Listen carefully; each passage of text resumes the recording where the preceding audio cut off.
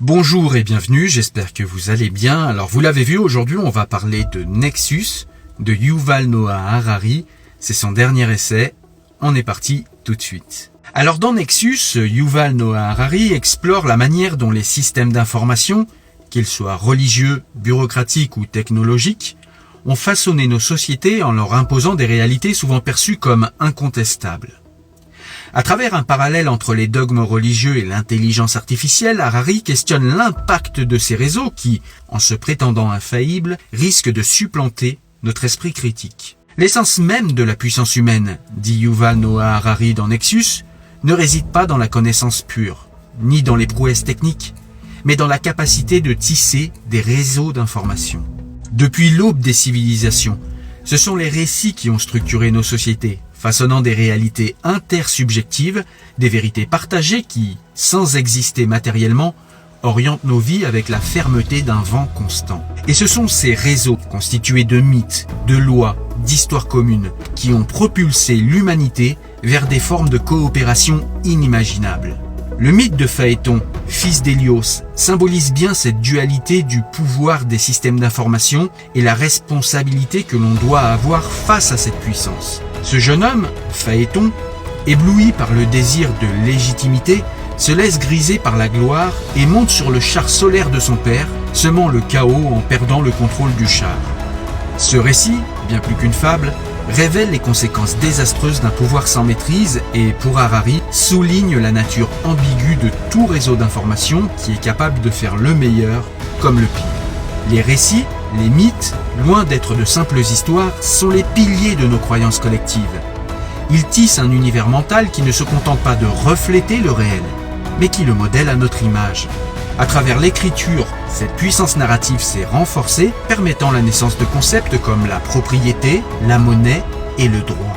Un simple billet de banque n'a de valeur que parce qu'il appartient à un réseau de croyances partagées. Sur une île déserte, par exemple, un billet perdrait toute signification.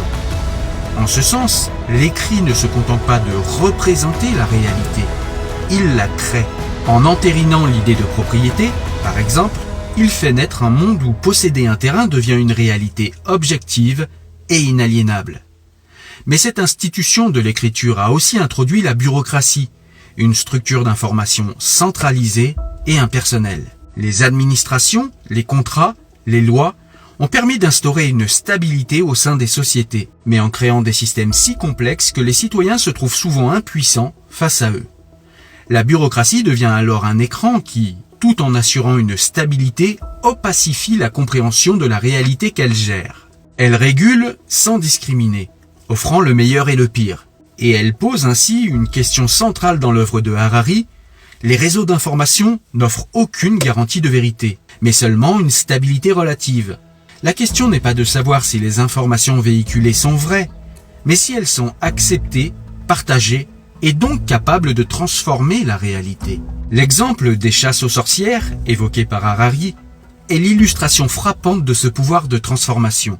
Au Moyen-Âge, sous la torture, les confessions arrachées donnaient une réalité concrète aux sorcières. Elles n'avaient évidemment pas d'existence objective, mais la persécution leur a donné une forme de réalité partagée. Cette illusion, produite et alimentée par un réseau de croyances collectives, montre la force déformante des récits. Harari nous met ainsi en garde.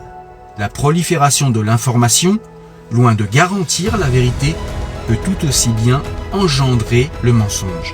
Pourtant, la science est une lueur d'espoir singulière dans ce vaste océan d'incertitude.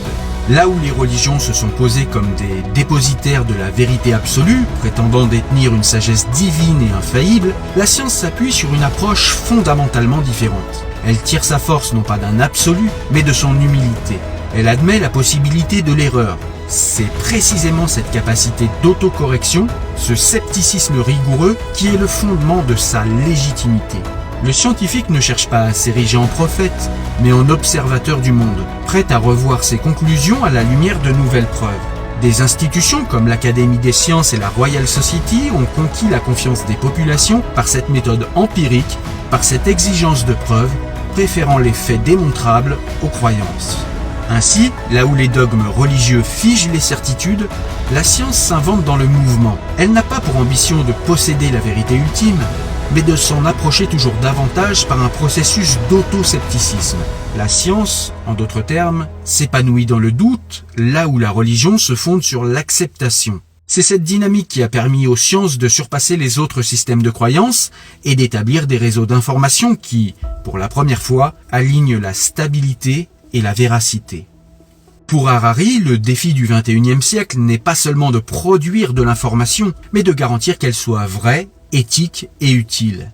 C'est en trouvant cet équilibre entre la stabilité et la recherche de vérité que les réseaux d'information pourront servir l'humanité sans la trahir. Le pouvoir ne réside pas dans la quantité d'informations, mais dans leur qualité et surtout dans notre capacité à les confronter à la réalité pour construire un monde plus juste et plus éclairé. Yuval Noah Harari, dans son œuvre, trace un parallèle fascinant entre les systèmes d'information religieux et l'intelligence artificielle, soulignant comment chacun, à sa manière, aspire à une forme d'infaillibilité et d'autorité qui dépasse l'humain. Autrefois, les religions se sont affirmées comme des détenteurs de la vérité absolue, guidés par une essence divine, au-dessus de l'entendement et du questionnement humain. Les textes sacrés sont perçus par leurs fidèles comme des vérités immuables, des lois données par une entité divine omnisciente. Ici, toute remise en question est souvent perçue comme une atteinte à une sagesse supposée parfaite. Les religions se sont donc structurées comme des systèmes d'information extrêmement puissants, non pas parce qu'elles offraient des informations empiriquement vérifiées, mais parce qu'elles fondaient leur autorité sur un ordre supérieur et intouchable. Le prêtre, le prophète ou le sage agissaient en tant qu'intermédiaire, réaffirmant une sagesse qui devait être acceptée sans réserve. Harari nous rappelle que ce pouvoir religieux, qui impose une vision et des valeurs souvent absolues, est en réalité une construction humaine qui, bien que partiellement structurée autour d'une réalité objective, prend forme dans la sphère intersubjective. Aujourd'hui, les réseaux d'intelligence artificielle sont investis d'un pouvoir d'influence qui repose sur des bases similaires aux religions. Par la quantité de données qu'ils analysent et la complexité de leurs calculs, ils promettent des réponses neutres, débarrassées des biais humains. Mais en apparence seulement, car en réalité, les intelligences artificielles sont codées et structurées par des humains et donc influencées par leurs biais intrinsèques. Pour Harari, cette dépendance structurelle nous ramène à une croyance similaire à celle des religions, une confiance aveugle envers une autorité qui semble être au-dessus de l'erreur humaine. Dans cette posture, l'intelligence artificielle, comme les religions autrefois, aspire à une forme d'infaillibilité perçue comme presque divine.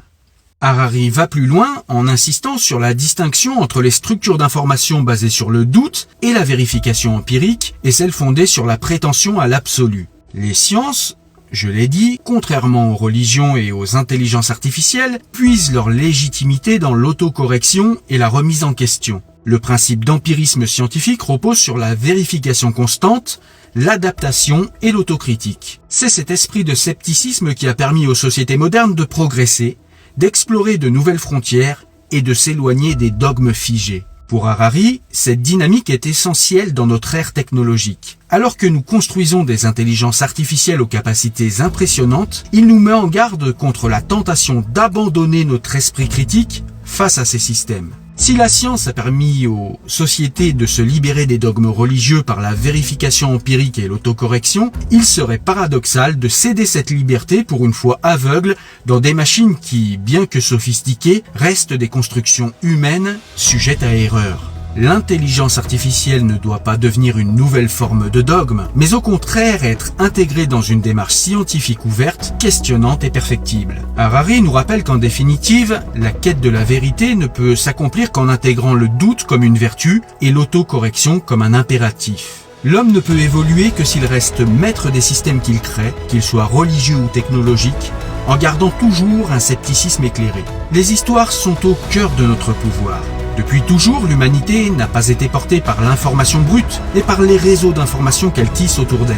Des récits puissants qui traversent le temps, façonnent les nations, forgeant des identités et consolidant des mythes. Ce pouvoir narratif est ce qui fait qu'un simple bout de papier, un acte de propriété ou un billet de banque devient un outil de contrôle, une réalité intersubjective partagée. C'est aussi ce même pouvoir qui, parfois, nous aveugle. Aujourd'hui, nous sommes à l'aube d'une nouvelle ère où les récits seront générés, interprétés et même amplifiés par des entités non humaines. les intelligences artificielles. Avec cette transformation, les enjeux dépassent les questions techniques.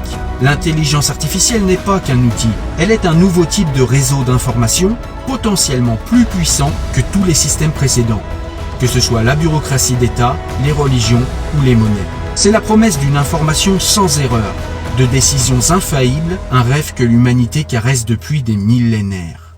Mais rappelons-nous, chaque réseau d'information est à double tranchant. L'imprimerie a permis des avancées extraordinaires, mais elle a aussi diffusé des fake news à grande échelle. Les réseaux d'information religieux, eux, ont parfois prétendu détenir la vérité ultime sans remise en question possible. Une intelligence artificielle, perçue comme infaillible, risque de devenir ce nouveau type d'autorité.